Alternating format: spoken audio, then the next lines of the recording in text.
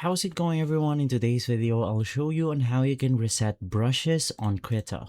Now, just to show you, I'm going to actually click on manage resources. And in here, let's go ahead and grab ourselves a bundle. So I'm going to click on create a bundle. I'm going to add this brushes right here. Click on next. And then right after, if you want to go ahead and delete this brushes or reset it, you could just click on the open resource folder.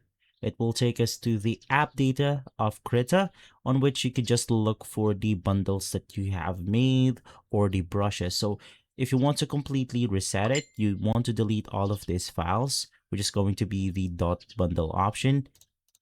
It's going to be this one, this one, this one, and this one. Delete it, close Krita application, open it back up, and then it will just replace this with the default one.